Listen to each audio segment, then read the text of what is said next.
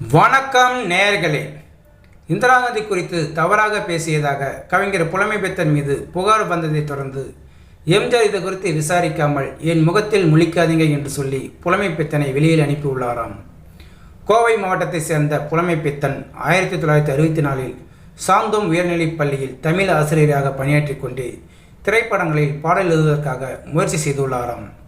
அவரது முயற்சிக்கு பலனளிக்கும் வகையில் 1968 எம்ஜிஆர் நடித்த குடியிருந்த கோயில் படத்திற்காக அவர் எழுதிய பாடல்தான் நான் யார் நான் யார் நீ யார், நான் யார் நான் யார் நீ யார், நாளும் தெரிந்தவர் யார் யார், தாயார் மகன் யார் தெரியா, தந்தை என்பார் அவர் யார் யார், நான் யார் நீ யார் என்ற பாடல் அவரை வெளிச்சத்திற்கு கொண்டு வந்ததாம்.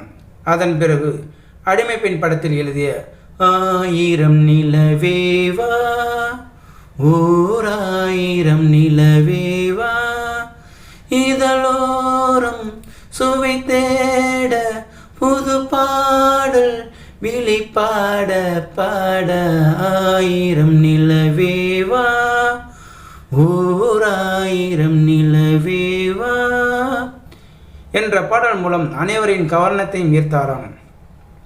தொடர்ந்து எம்ஜிஆரின் பல படங்களுக்கு ஹிட் பாடல்களை எழுதிய புலமைப்பித்தன் திரைப்படங்களுக்கு பாடல்கள் எழுதியது மட்டுமல்லாமல் புரட்சித்தி, பாவேந்தர் பிள்ளைத்தமிழ் ஆகிய கவிதை புத்தகத்தையும் எது கவிதை என்ற புத்தகத்தையும் எழுதியிருந்தாராம். எம்ஜிஆருடன் நெருக்கமாக இருந்தாலும் அவ்வப்போது தனது மனதில் பட்டதை வெளிப்படையாக பேசுவது புலமைப்பித்தனின் குணமாக இருந்ததாம். அதேபோல் இலங்கை தமிழர்களுக்கு ஆதரவாக செயல்பட்டவர் தான் புலமைப்பித்தன். இதனிடையே தேர்தலில் வெற்றி பெற்ற எம்ஜிஆர் முதல்வர் இருக்கையில் அமர்ந்திருந்தாலும் அப்போது காங்கிரஸ் கட்சியின் தலைவராக இருந்த இந்திரா காந்தியுடன் கூட்டணிக்காக முயற்சி செய்துள்ளாராம் எம்ஜிஆர். அதே சமயத்தில் இலங்கையில் நடைபெற்ற போரால் பல தமிழர்கள் மரணமடைந்து தமிழ்நாட்டில் பெரும் அதிர்ச்சியை ஏற்படுத்திய நிலையில் இந்த பிரச்சனைக்கு அப்போது பிரதமராக இருந்த இந்திரா காந்தி ஏதாவது செய்ய வேண்டும் என்று பலரும் எதிர்பார்த்தார்களாம். அந்த சமயத்தில் தனது மூத்த மகன் சஞ்சய் காந்தி இறந்த வருத்தத்தில் இருந்த இந்திரா காந்தியை விமர்சிக்கும் வகையில் கவிஞர் புலமைப்பித்தன் ஒரு கவியரங்கத்தில் கவிதையை வாசித்துள்ளாராம். 1981 ஆண்டு தஞ்சை தமிழ் பல்கலைக்கழகம் அமைக்கும் முயற்சியில் ஈடுபட்டிருந்த எம்ஜிஆர் அதற்காக புலமைப்பித்தன் தலைமையில் ஒரு கவியரங்கத்தை ஏற்பாடு செய்துள்ளாராம். இந்த கவியரங்கத்தில் கவிதை வாசித்த புலமைப்பித்தன் பிரதமர் இந்திரா காந்தி இலங்கை தமிழர் பிரச்சினைக்கு எந்த நடவடிக்கையும் எடுக்காத விருத்தியை வெளிப்படுத்தியுள்ளாராம்.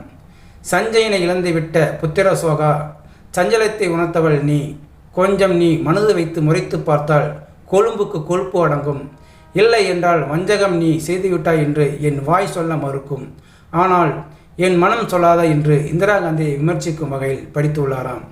இதை பார்த்த அதிமுக எம்எல்ஏக்கள் நாம் கூட்டணியை முயற்சி செய்யும் போது இவர் இப்படி பேசிவிட்டாரே என்று எம்ஜிஆரிடம் சொல்ல, அதை கேட்ட எம்ஜிஆர் எதுவும் விசாரிக்காமல் புலமைப்பித்தனை வெளியில் அனுப்பிவிட்டாராம்.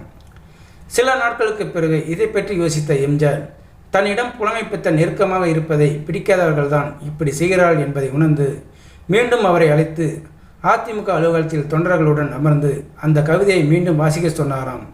புலமைப்பித்தன் வாசிக்க அர்த்தத்தையும் புரிந்து கொண்ட எம்ஜிஆர் இதில் இவர் மீதும் தவறில்லை, உங்கள் மீதும் தவறில்லை, நான் புரிந்து கொண்டேன், எல்லோரும் புரிந்து கொண்டால் சரி என்று கூறியுள்ளாராம். அதன் பிறகு புலமைப்பித்தனுடன் மீண்டும் எம்ஜிஆர் நெருக்கமாக இருந்த நிலையில் அவரை பற்றி குறை சொன்ன பலரும் அதன் பிறகு அந்த பேச்சை எடுக்கவில்லையாம். ஸோ நேயர்களே, இந்த வீடியோ பார்த்துருக்க நீங்கள் வீடியோ பிடிச்சிருந்தால் லைக் பண்ணுங்கள், ஷேர் பண்ணுங்கள், வீடியோ பற்றின கருத்துக்களை கமெண்ட் பாக்ஸில் கமெண்ட் பண்ணுங்கள். அப்படியே பக்கத்தில் இருக்கிற பெல் சிம்மை கிளிக் பண்ணுங்கள். அப்போ தான் நான் போடுற வீடியோ அடிக்கடி வந்து ரீச் ஆகும். மறக்காமல் சேனலை சப்ஸ்கிரைப் பண்ணுங்கள். தேங்க்யூ, வணக்கம்.